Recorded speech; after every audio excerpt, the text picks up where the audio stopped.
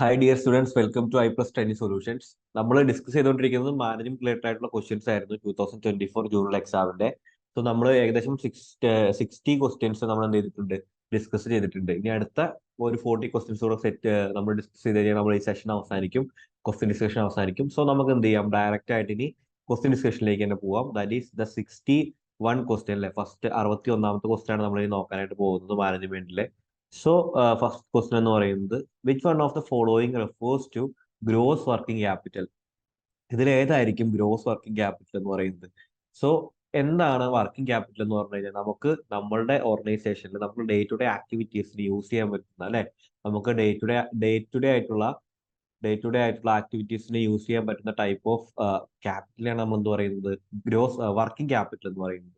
So ഇതിന് gross working capital എന്ന് പറഞ്ഞു കഴിഞ്ഞാൽ നമുക്ക് പറയാൻ പറ്റും ടോട്ടൽ കറണ്ട് അസറ്റ്സ് ആണ് എന്ത്, ഗ്രോസ് വർക്കിംഗ് ക്യാപിറ്റൽ എന്ന് പറയുന്നത്. ടോട്ടൽ കറണ്ട് അസറ്റ്സ് ആണ്. എന്താണ് ടോട്ടൽ കറണ്ട് അസറ്റ്സിന്റെ പ്രത്യേകത? That are easily convertible into cash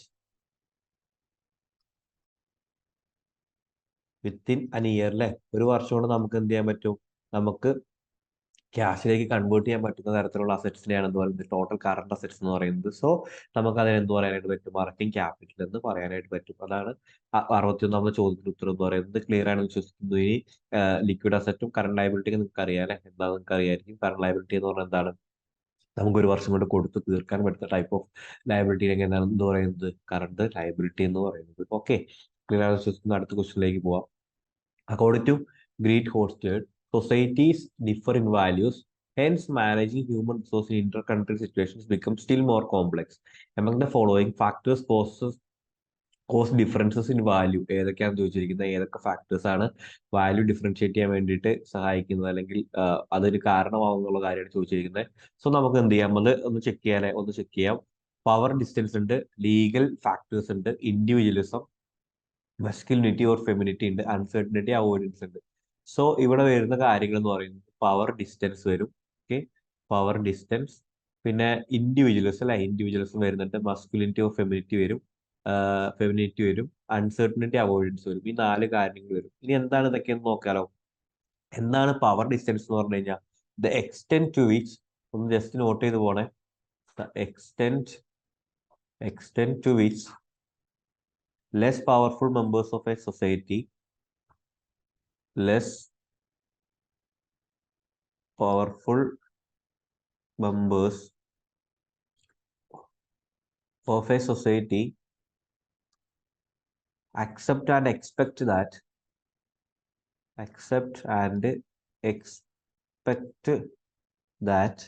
power is distributed unequally. Power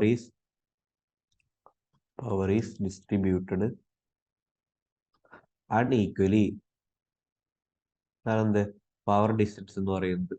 okay, the extent to which less powerful members of a society accept and expect that power is distributed unequally. ഇതാണ് എന്ത് പറയുന്നത്, power distance എന്ന് പറയുന്നത്. What you mean by individualism? Individualism എന്ന് പറഞ്ഞാൽ the degree to which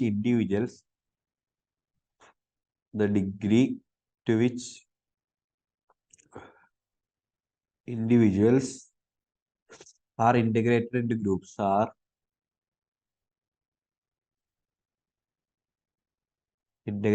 groups this is എന്താണ്, ഇൻഡിവിജ്വൽസം. ഇനി masculinity or femininity എന്ന് പറഞ്ഞാൽ എന്താണ്, what you mean by masculinity or femininity എന്ന് പറഞ്ഞു കഴിഞ്ഞാൽ the distribution roles between genders. The distribution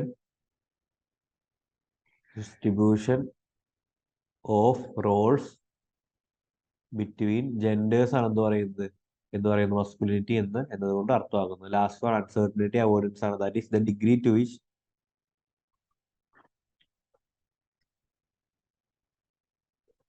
members of a society feel uncomfortable. Members of a society feels uncomfortable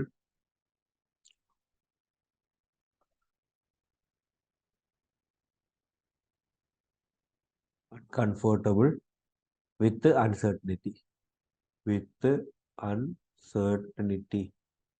okay, ഇവിടെ uncertainty ഉണ്ട്, masculinity or femininity നമുക്ക് പറയാൻ പറ്റും, or femininity, individualism അല്ലെങ്കിൽ എന്താണ് കളക്ടിവിസം അല്ലെ, ഇൻഡിവിജ്വലിസം അല്ലെങ്കിൽ കളക്ടിവിസം.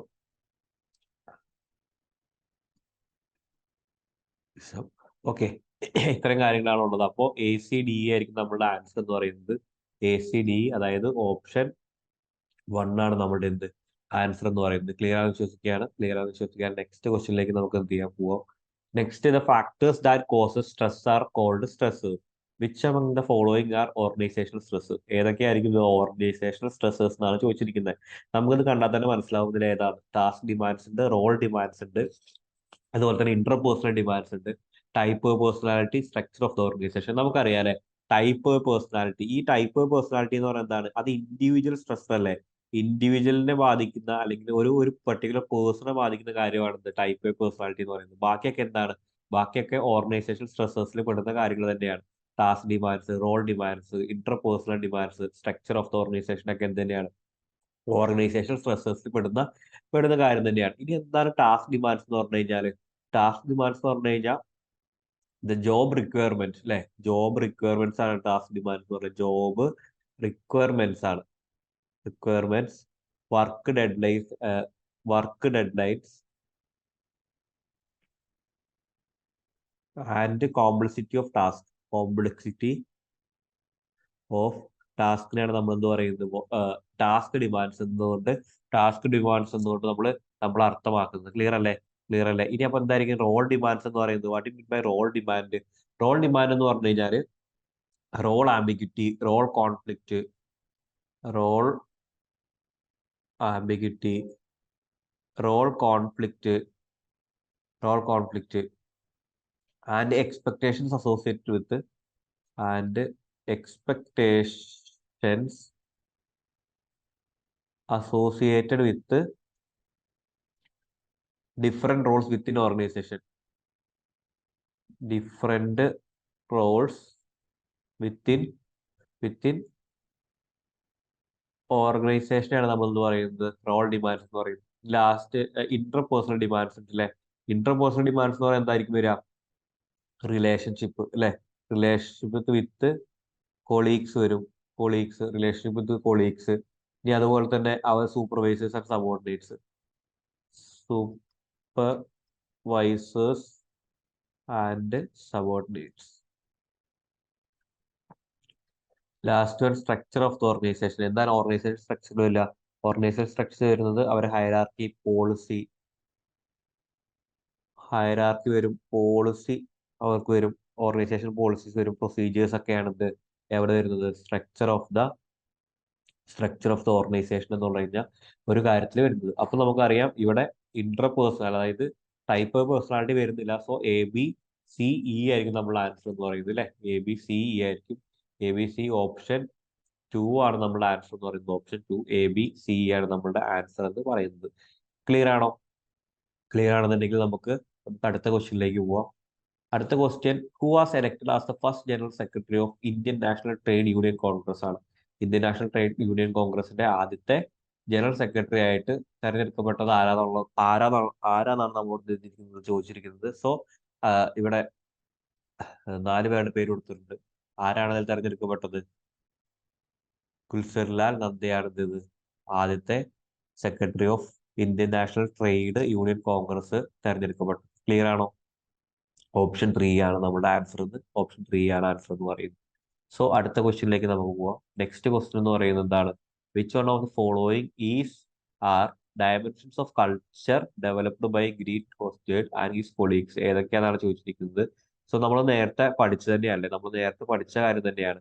സോ ഇതിൽ വരുന്ന കാര്യം എന്ന് പറയുന്നത് പവർ ഡിസ്റ്റൻസ് വരുന്നുണ്ട്, അൺസർട്ടനിറ്റി അവോയ്ഡൻസ് ഞാൻ നേരത്തെ പറഞ്ഞു, മസ്കുലിനിറ്റി ഓർ ഫെമിനിറ്റി പറഞ്ഞു. പാർട്ടിസിപ്പേറ്റീവ് എന്തല്ല, ഇവർ ഡെവലപ്പ് ചെയ്ത കാര്യത്തിൽ വരുന്നതല്ല. സോ പാർട്ടിസിപ്പേറ്റീവ് അതിൽ വരുന്ന കാര്യമില്ല. ഇനി അവരുടെ അതർ അപ്രോച്ചസ് വേണം നമുക്ക് നോക്കാം. അതർ ഡയമെൻഷൻസ് വരുന്നത് ഇൻഡിവിജ്വലിസം ഓർ കളക്ടിവിസം വരുന്നുണ്ട്. ഇൻഡിവിജ്വലിസം ഓർ കളക്ടിവിസം വരുന്നുണ്ട്. അതുപോലെ തന്നെ long term or short term orientation, long term or short term orientation വരുന്നുണ്ട്. ഓക്കെ, അതുപോലെ തന്നെ ഇന്റലിജൻസ് ഫോർ റിസ്ട്രെയിൻറ്റ്. ഇത്രയും കാര്യങ്ങളാണ് അതർ ഡയമെൻഷൻസ് എന്ന് പറയുന്നത്. ഇതുകൂടെ എന്ത് ചെയ്യുക, ഓർത്തിരിക്കുക. സോ നമ്മുടെ ABC ആണ് നമ്മുടെ ആൻസർ എന്ന് പറയുന്നത്. ABC ആണ്. സോ ഓപ്ഷൻ 1 ആണ് നമ്മുടെ ആൻസർ എന്ന് പറയുന്നത്. ക്ലിയർ ആണെന്ന് വിശ്വസിക്കുകയാണ്. ക്ലിയർ ആയെങ്കിൽ നമുക്ക് എന്ത് ചെയ്യാം, നമുക്ക് അടുത്ത ക്വസ്റ്റ്യനിലേക്ക് പോവാം. നമ്മൾ നേരത്തെ ഓൾറെഡി ഒന്നും കൂടെ എന്ത് ചെയ്തതാണ്, ഡിസ്കസ് ചെയ്തതാണ്. നെക്സ്റ്റ് ക്വസ്റ്റ്യൻ എന്ന് പറയുന്നത്, which of the following financial institutions does not provides or belongs to short term agriculture credit ആണ്. ഇതിൽ ഏതാണ് short term agriculture credit provide ചെയ്യാത്ത സ്ഥാപനം എന്നാണ് ചോദിച്ചിരിക്കുന്നത്. ഇതിൽ ഏതായിരിക്കും പ്രൊവൈഡ് ചെയ്യാത്തത്? പ്രൈമറി അഗ്രികൾച്ചർ ഉണ്ട്, സെൻട്രൽ ഉണ്ട്, സ്റ്റേറ്റ് ഉണ്ട് അല്ലെ. പ്രൈമറി വരും, സ്റ്റേറ്റ് ആൻഡ് സെൻട്രലിൽ ഷോർട്ട് ടേം ക്രെഡിറ്റ് പ്രൊവൈഡ് ചെയ്യും. ഇതിൽ നോക്കിയേ, central cooperative land mortgages bank. ഇതെന്തല്ല, ഇത് ഷോർട്ട് ടേം ക്രെഡിറ്റ് ഫോക്കസ് ചെയ്യുന്നതല്ല, ഷോർട്ട് ടേം ക്രെഡിറ്റ് കൊടുക്കുന്നതല്ല. ഇവര് അഗ്രികൾച്ചർ ഡെവലപ്മെന്റിന് വേണ്ടിയിട്ട് പ്രൊവൈഡ് ചെയ്യുന്നുണ്ട്. പക്ഷെ എന്തിനു വേണ്ടിയിട്ടൊക്കെയാണ്?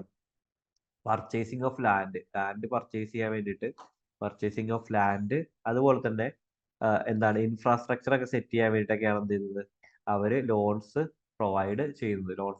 സോ ഷോർട്ട് ടേം ക്രെഡിറ്റിൽ എന്ത് പെടുന്നില്ല? Central cooperative land mortgage bank ഉൾപ്പെടുന്നില്ല എന്നുള്ള കാര്യം എന്ത് ചെയ്യാം, മനസ്സിലാക്കിയിരിക്കുക. ഓക്കെ, ക്ലിയർ ആണോ?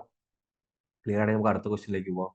The next question is, which approach face that organizations are different face different face different situations and require different ways of managing. Organizations ഒക്കെ ഡിഫറെന്റ് ആണ്. എല്ലാ ഓർഗനൈസേഷനും 1 to 1 ഡിഫറെന്റ് ആണ്. അതുപോലെ തന്നെ ആളുകളുടെ സ്വഭാവവും കാര്യങ്ങളെല്ലാം ഡിഫറെന്റ് ആണ്. എല്ലാം എന്താണ്, ഒന്നിനൊന്ന് ഡിഫറെന്റ് ആണ്. നമ്മൾ അതിനനുസരിച്ച് എന്ത് ചെയ്യണം, മാനേജ് ചെയ്യണം എന്നുള്ള രീതിയിലാണ് പറയുന്ന അപ്രോച്ച്. ഇതിൽ ഏതാ വരിക? ഇതിൽ വരുന്ന അപ്രോച്ച് എന്ന് പറയുന്നത് കണ്ടിൻജൻസി അപ്രോച്ച് ആണ്. കണ്ടിൻജൻസി അപ്രോച്ചിലാണ് എന്ന് പറയുന്നത്.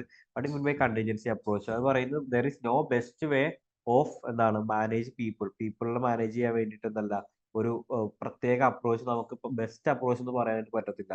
അത് ഓർഗനൈസേഷന്റെ ഡിസൈൻ അനുസരിച്ച് എന്തായിരിക്കണം, ടൈലേർഡ് വൺ ആയിരിക്കണം എന്നാണ് പറയുന്നത്. ഏതില്? ടൈലേർഡ് ആയിരിക്കണം എന്നാണ് കണ്ടിൻജൻസി അപ്രോച്ചിൽ പറയുന്നത്. കണ്ടിൻജൻസി അപ്രോച്ചിൽ ടൈലേർഡ് ആയിരിക്കണം എന്നുള്ള രീതിയിലാണ് പറയുന്നത്. ഇനി അപ്പൊ എന്തായിരിക്കും സയന്റിഫിക് അപ്രോച്ച് എന്ന് പറയുന്നത്? സോ നമ്മൾ ആൻസർ എന്ന് പറയുന്നത് 2 ആണ്. ഓപ്ഷൻ 2 കണ്ടിജൻസി അപ്രോച്ച് ആണ്. So what you mean by scientific approach? ഓർഗനൈസേഷനിൽ സയന്റിഫിക് മെത്തേഡ്സ് ഉപയോഗിച്ചുകൊണ്ട് എന്ത് കൂട്ടണം? എഫിഷ്യൻസി കൂട്ടണം എന്നാണെന്ന് പറയുന്നത് സയന്റിഫിക് അപ്രോച്ച് എന്ന് പറയുന്നത്. Increase efficiency by using scientific methods. അതാണ് ഇവിടെ പറയുന്നത്, നമ്മളുടെ സയന്റിഫിക് അപ്രോച്ചിൽ പറയുന്നത്. What you mean by quantitative approach? Quantitative അപ്രോച്ചിൽ വരുന്ന കാര്യം എന്ന് പറയുന്നത് എന്താണ്? മാത്തമാറ്റിക്കൽ ആൻഡ് സ്റ്റാറ്റിസ്റ്റിക്കൽ ടൂൾസ് എന്ന് പറയുന്നത് decision making using mathematical and statistical tools for making decisions. അതാണ് ഇവിടെ വരുന്നത്. നമ്മളുടെ ക്വാളിറ്റി അല്ല, ക്വാണ്ടിറ്റേറ്റീവ് അപ്രോച്ച് വരുന്നത്. ലാസ്റ്റ് വൺ ബിഹേവിയറൽ അപ്രോച്ച് ആണ്. സോ ബിഹേവിയറൽ അപ്രോച്ചിൽ focus on individuals and groups. Focus on individuals and groups ആണ് അവിടെ വരുന്നത്. Group behaviour, focus on individuals and group behaviour affects organizational effectiveness. അതാണ് ബിഹേവിയറൽ അപ്രോച്ച് എന്ന് പറയുന്നത്. Clear ആണല്ലോ? സോ കണ്ടിൻജൻസി അപ്രോച്ച് ആണ് ടൈലേർഡ് വണ്ണായിരിക്കുന്നത് പറയുന്നത്. നമുക്ക് നെക്സ്റ്റ് ക്വസ്റ്റിനിലേക്ക് പോവാം. Which one of the following strategies are prove to become a family friendly manager? ഏതായിരിക്കും? നോക്കാതെ ഒരു പ്രോപ്പർ ആയിട്ട് സപ്പോർട്ടൊക്കെ ചെയ്തൊരു മാനേജറുടെ സ്ട്രാറ്റജീസ് എന്തൊക്കെയായിരിക്കും? Allowing employees children come to work with them occasionally to celebrate special ഒക്കേഷനിലൊക്കെ കുട്ടികളൊക്കെ വരുന്നത് കൊണ്ട് പ്രശ്നമൊന്നുമില്ല. അത് പുള്ളി എന്ത് ചെയ്യുന്നതാണ്, സപ്പോർട്ട് ചെയ്യുന്നതായിരിക്കും. Accompanying employees to their children's ball game. ഓക്കെയാണ്, ഇത് സ്ട്രാറ്റജിയാണ്. Sending birthday cards of cakes to employees family members സ്വാഭാവികമായിട്ട് നടക്കുന്ന കാര്യങ്ങളാണ്.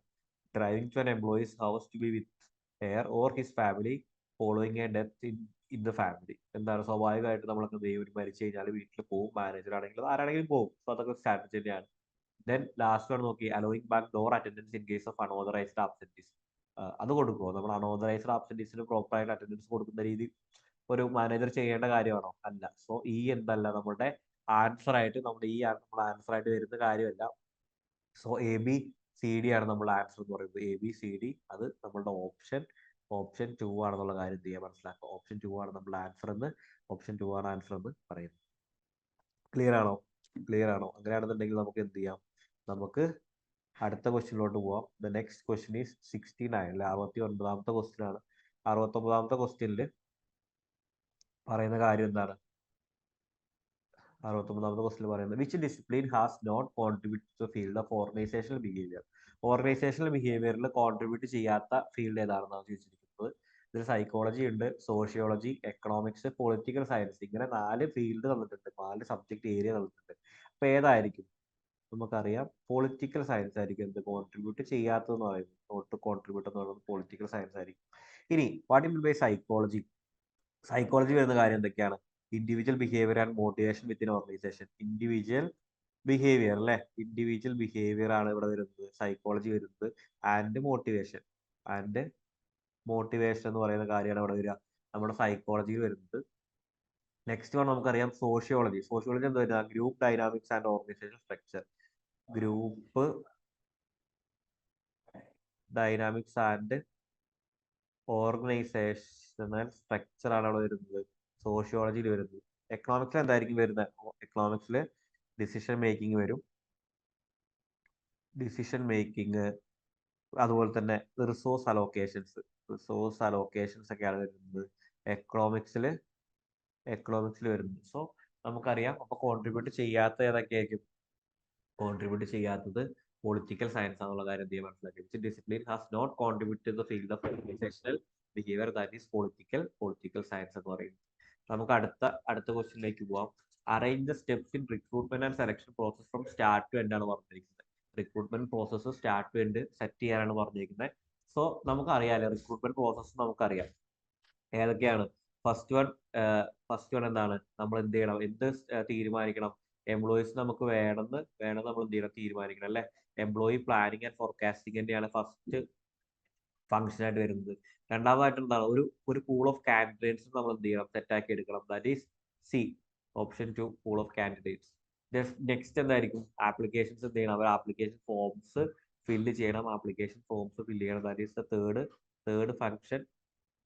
ഫംഗ്ഷൻ. ഇനി നമുക്കറിയാം എന്താണ്? നമുക്ക് സെറ്റ് ആക്കി എടുക്കണം അവരുടെ. അപ്പോൾ അതിന് ഇന്റർവ്യൂ സെലക്ഷൻ ടൂൾസ് നമ്മൾ എന്ത് ചെയ്യണം? സെലക്ഷൻ ടൂൾസ് ഉപയോഗിക്കണം. That is the fourth one. And interviewing candidates, sixth last one എന്താണ്? Candidates become employees make final choice എന്ന് പറയും. ഇതാണ് എന്ത്? സ്റ്റെപ്സ് എന്ന് പറയും. അപ്പൊ നമുക്ക് പറയാനായിട്ട് പറ്റും ACBDFE. ACBDFE ആണ് നമ്മുടെ ആൻസർ എന്ന് പറയുന്നത്. ACBDFE ഓപ്ഷൻ 2 ആണ് നമ്മുടെ ആൻസർ എന്ന് പറയുന്നത്. ക്ലിയർ ആണോ? നമുക്ക് റിക്രൂട്ട്മെന്റ് പ്രോസസ്സിലെ സെലക്ഷൻ പ്രോസസ് ഒക്കെ, റിക്രൂട്ടിംഗ് ആൻഡ് സെലക്ഷൻ പ്രോസസ് ഒക്കെ നമുക്ക് അറിയുന്നതാണ്. അതൊക്കെ വളരെ സിമ്പിൾ ആണ്. പക്ഷെ എന്ത് ചെയ്യണം? നമ്മൾ പ്രോപ്പർ ആയിട്ട് അതൊന്ന് ജസ്റ്റ് വായിച്ച് നോക്കി കഴിഞ്ഞാൽ തന്നെ നമുക്ക് അതിന് ആൻസർ ചെയ്യാനായിട്ട് പറ്റും. നമുക്ക് എന്ത് ചെയ്യണം? അത് സെറ്റാക്കി പഠിക്കണം കേട്ടോ. അടുത്തത് who was conducted the thematic application test at TAT on group entrepreneurs. ആരാണ്? മാർക്ക് കാസറാണ്. മാർക്ക് കാസറാണ് അത് ഡെവലപ്പ് ചെയ്തത് അല്ലെങ്കിൽ കണ്ടക്ട് ചെയ്തത്, TAT ടെസ്റ്റ് കണ്ടക്ട് ചെയ്തുള്ള കാര്യം മനസ്സിലാക്കിയിരിക്കുക. അടുത്ത ക്വസ്റ്റ്യനിലേക്ക് പോവാം. Next question, interest received by banking company is covered under which of the following activities in cash flow statement. Cash flow സ്റ്റേറ്റ്മെന്റിൽ ഏത് ആക്ടിവിറ്റിയിലായിരിക്കും അത് ആഡ് ചെയ്യുന്നുള്ള കാര്യമാണ് ചോദിച്ചിരിക്കുന്നത്. സോ ഏതായിരിക്കും? നമുക്ക് ജസ്റ്റ് എന്ത് ചെയ്യാം? നമുക്കൊന്ന് ചെക്ക് ചെയ്യാം ഏതിലായിരിക്കും നമ്മളുടെ എന്താണ് ബാങ്കിങ് കമ്പനിക്ക് ഇൻട്രസ്റ്റ് റിസീവ് ചെയ്യുന്നത്. ഇൻട്രസ്റ്റ് റിസീവ് ചെയ്യാന്ന് പറഞ്ഞാൽ ബാങ്കിങ് കമ്പനിയെ സംബന്ധിച്ചിടത്തോളം എന്താണ്? അവരുടെ ഒരു നോർമൽ ആക്ടിവിറ്റിയാണ് ഇൻട്രസ്റ്റ് റിസീവ് ചെയ്യുക എന്നുള്ളത് അല്ലെ. നമ്മൾ ലോൺസ് പ്രൊവൈഡ് ചെയ്ത് ഇൻട്രസ്റ്റ് റിസീവ് ചെയ്യുക എന്നുള്ളത് അവരുടെ നോർമൽ ആക്ടിവിറ്റിയാണ്. ദാറ്റ് ഈസ് അവരുടെ ഓപ്പറേറ്റിംഗ് ആക്ടിവിറ്റി എന്നുള്ള കാര്യം എന്ത് ചെയ്യുക? മനസ്സിലാക്കിയിരിക്കുക. ഇനി അതുപോലെ തന്നെ ഇൻട്രസ്റ്റ് റിസീവ് ചെയ്യും. അതുപോലെ തന്നെ അഡ്വാൻസസ്, ഇൻവെസ്റ്റ്മെന്റ് അല്ലെ. അഡ്വാൻസസ് റിസീവ് ചെയ്യുന്നത്, ഇൻവെസ്റ്റ്മെന്റ് റിസീവ് ചെയ്യുന്നതൊക്കെ അവരുടെ എന്താണ്? ഒരു ഓപ്പറേറ്റിംഗ് ആക്ടിവിറ്റിയാണ്. സോ ബാങ്കിങ് കമ്പനിയെ സംബന്ധിച്ചിടത്തോളം അവരുടെ നോർമൽ ആക്ടിവിറ്റി ഏതൊക്കെയാണ്? അവരുടെ ഇങ്ങനത്തെ കാര്യങ്ങളൊക്കെയാണ്, അവരുടെ ഡേ ടു ഡേ നടക്കുന്ന കാര്യങ്ങളൊക്കെയാണ്. അല്ലാതെ സാധാ ഓർഗനൈസേഷന്മാരെ അല്ലായിരിക്കുമല്ലോ ബാങ്കിങ് കമ്പനീസിന്. So that is operating activities എന്ന് പറയുന്നത്. അടുത്ത ക്വസ്റ്റ്യനിലേക്ക് പോയാലോ? നെക്സ്റ്റ് ക്വസ്റ്റ്യൻ എന്ന് പറയുന്നത് arranging sequence process of hypothesis testing ആണ്. ഹൈപ്പോത്തിസിസ് ടെസ്റ്റിംഗ് നമുക്കറിയാം അതിന്റെ ഓപ്ഷൻ എന്ന് പറയുന്നത്. ഫസ്റ്റ് നമ്മൾ എന്ത് ചെയ്തിരിക്കണം? നമ്മൾ ഹൈപ്പോത്തിസിസ് സെറ്റ് ചെയ്യണം. H1 ഉം H0 നമ്മൾ എന്ത് ചെയ്യണം? H0 H1 നമ്മൾ സെറ്റ് ചെയ്യണം. That is the first step എന്ന് പറയുന്നത്. ദെൻ നമ്മൾ എന്ത് ചെയ്യണം, ഏത് ടെസ്റ്റ് ആണ് നമ്മൾ യൂസ് ചെയ്യുന്നത്, അപ്രോപ്രിയേറ്റ് ടെസ്റ്റ് നമ്മൾ എന്ത് ചെയ്യണം, സെലക്ട് ചെയ്യണം. ഏത് ടെസ്റ്റ് ആണ് നമ്മൾ യൂസ് ചെയ്യുന്നുള്ള കാര്യം നമ്മൾ ഫസ്റ്റ് സെലക്ട് ചെയ്യണം. ടെസ്റ്റ് രണ്ടാമത്തെ സ്റ്റെപ്പ് എന്താണ്, select appropriate test of statistics. മൂന്നാമത് ലെവൽ ഓഫ് സിഗ്നിഫിക്കൻസ് എന്ത് ചെയ്യണം, ചെക്ക് ചെയ്യണം. ലാസ്റ്റ് വൺ എന്താണ്, establish decision rule. Last one എന്താണ്, അഞ്ചാമതാണത് perform computations and draw conclusions എന്ന് പറയുന്നത് ലാസ്റ്റ് ആയിട്ടാണ്. നമ്മൾ ഏറ്റവും ലാസ്റ്റ് ആണ് എന്ത് ചെയ്യുക, ടെസ്റ്റിങ്ങും കാര്യങ്ങളൊക്കെ നടത്തുക. ഏത് ടെസ്റ്റ് ആണ് യൂസ്ഫുൾ ആയിട്ടുള്ളത് അങ്ങനെയൊക്കെ നോക്കിയിട്ട് ടെസ്റ്റ് നമ്മൾ നടത്തുന്നു. ആ ലാസ്റ്റ് നമ്മൾ കൺക്ലൂഷൻസിലേക്ക് എത്തുന്നു, അല്ലെ കൺക്ലൂഷൻസിൽ എത്തിക്കുന്നു. സോ ബി ആണ് നമ്മൾ ആൻസർ എന്ന് പറയുന്നത്. B C A D. അതിനോട് ഏറ്റവും ചേരുന്ന ഓപ്ഷൻ എന്ന് പറയുന്നത് ഓപ്ഷൻ ത്രീ ആണ് നമ്മുടെ ആൻസർ എന്ന് പറയുന്നത്. ഓപ്ഷൻ ത്രീ തന്നെയാണ്. ചിലപ്പോൾ അങ്ങോട്ടും ഇങ്ങോട്ടൊക്കെ എന്ത് ചെയ്യും, ചെറിയൊരു വേരിയേഷൻസ് സ്റ്റെപ്സ് ചിലപ്പോൾ എഴുതി വരാം. കറക്റ്റ് സീക്വൻസ് നമ്മൾ എഴുതി, പക്ഷേ ഇതാണ് സ്റ്റെപ്പ് എന്ന് പറയുന്നത്. ഓപ്ഷൻ ത്രീ ആണ് ആൻസർ എന്ന് ഇതിൽ പറയുന്നത്. ക്ലിയർ അല്ലേ? നോക്കല്ലേ നമുക്ക്, which among the following is not a condition of perfect competition. Perfect competition നമുക്ക് എല്ലാവർക്കും അറിയാം, ഒരു മാർക്കറ്റ് കണ്ടീഷനിലെ പെർഫെക്റ്റ് കോമ്പറ്റീഷൻ, മോണോപോളിസ്റ്റിക്, ഒളിഗോപോളി ഒക്കെ നമ്മൾ പഠിച്ചിട്ടുണ്ട്. ഇനി ഇതില് നമ്മുടെ പെർഫെക്റ്റ് കോമ്പറ്റീഷൻ എന്താ, മാർക്കറ്റിനെ കുറിച്ച് അവർ large number of buyers and sellers ഉണ്ടാവും. സെല്ലേഴ്സിനും ബയേഴ്സിനും മാർക്കറ്റിലെ കണ്ടീഷൻസിനെ കുറിച്ച് ഒരു അവയർനെസ് ഉണ്ടാവും, അല്ലെ? Both the sellers and buyers of perfect information about the prevailing price in market. Clear ആണ്. എൻട്രി ആൻഡ് എക്സിറ്റ് എന്തായിരിക്കും, ഫ്രീ ആയിരിക്കും. So next okay, the product of all forms are not homogeneous. ഈ not എന്നുള്ള കാര്യം ഇവിടെ വരുന്നില്ല, അല്ലെ? Not വരുന്നില്ല. The product of all forms are homogeneous എന്നുള്ള കാര്യമാണ് വരുന്നത്. സോ ഓപ്ഷൻ 4 ആണ് നമ്മുടെ ആൻസർ എന്ന് പറയുന്നത്. ഓപ്ഷൻ 4 ആണ്. അപ്പോൾ ക്യാരക്ടറിസ്റ്റിക്സ് ഒക്കെ എന്ത് ചെയ്യുക, ഫീച്ചേഴ്സ് എല്ലാ മാർക്കറ്റ് സ്ട്രക്ചറിന്റെ ഫീച്ചേഴ്സ് ജസ്റ്റ് ഒന്ന് എന്ത് ചെയ്യുക, പഠിച്ചോളാം. അത് നമുക്ക് എന്ത് ചെയ്യും, നമുക്ക് ഉപകാരപ്പെടുന്ന കാര്യമാണ്. ക്ലിയർ അല്ലേ? ലാസ്റ്റ് നമുക്ക് നോക്കാം. ലാസ്റ്റ് ക്വസ്റ്റ്യൻ ആണ് ഈ സെഷനിലെ.